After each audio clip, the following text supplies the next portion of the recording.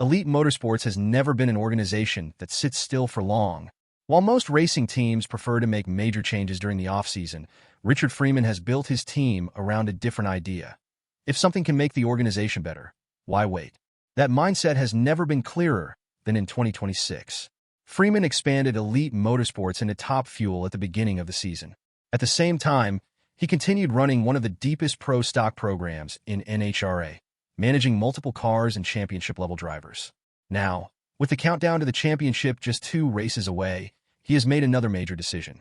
Elite Motorsports is changing chassis manufacturers for 4 of its pro stock cars. It is a bold move, especially this late in the season. But for Freeman, it is not a random gamble. It is the result of months of watching his cars, studying results, and making a decision based on what he believes can give his drivers the best chance to win championships. And that is what makes the final part of the 2026 season so interesting. Richard Freeman has built Elite Motorsports into one of the most successful pro stock organizations in NHRA.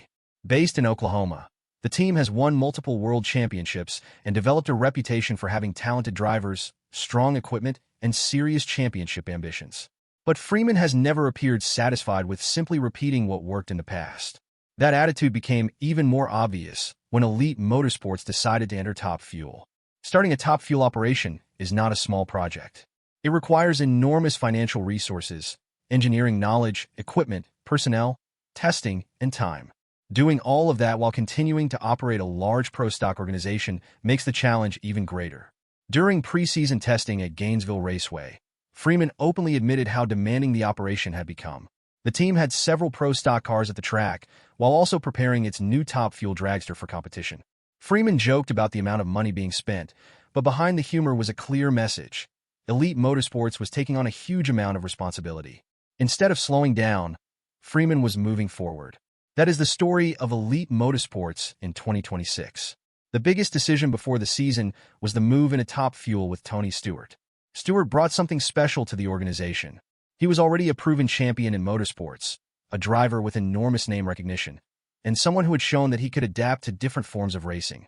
For Elite Motorsports, Stewart was more than just another driver. He gave the new Top Fuel program instant credibility. The goal was never simply to put Stewart into a dragster for publicity. The program was designed to become a serious competitive operation. Freeman understood that building a competitive Top Fuel team would require a major investment.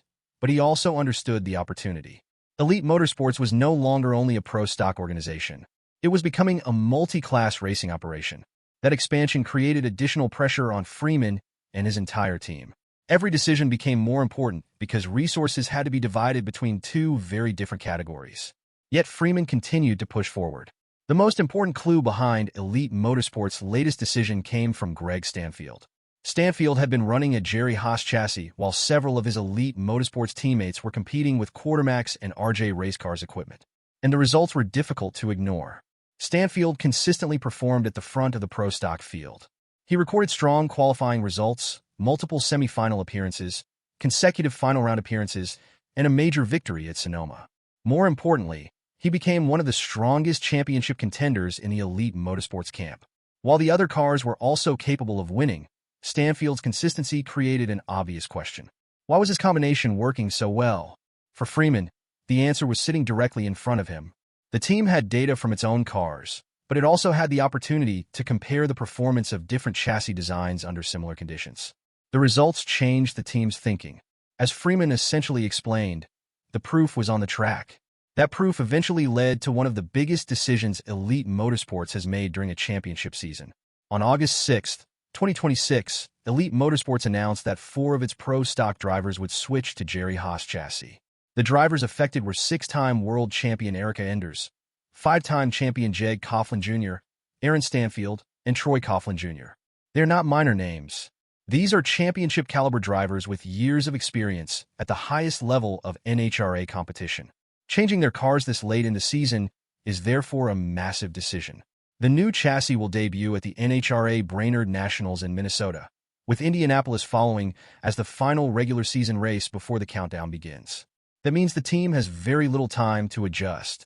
Normally, a championship organization might avoid making such a major change right before the playoffs.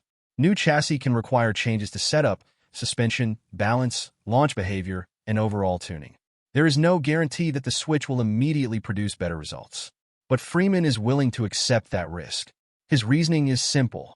If Stanfield's Haas combination has shown enough performance to make him a championship contender, then giving the rest of the elite motorsports drivers access to the same technology could potentially strengthen the entire organization before the championship fight begins. It is risky, but doing nothing could also be risky. Haas is not an unknown name in pro stock. His chassis have been part of drag racing for decades, and his company has earned numerous industry awards for chassis construction and design. Haas has developed his approach through years of racing experience and working with some of the best drivers and teams in the sport. His chassis designs are known for advanced suspension systems and careful attention to how a pro stock car transfers power to the track. For elite motorsports, choosing Haas was therefore not about experimenting with an unproven idea.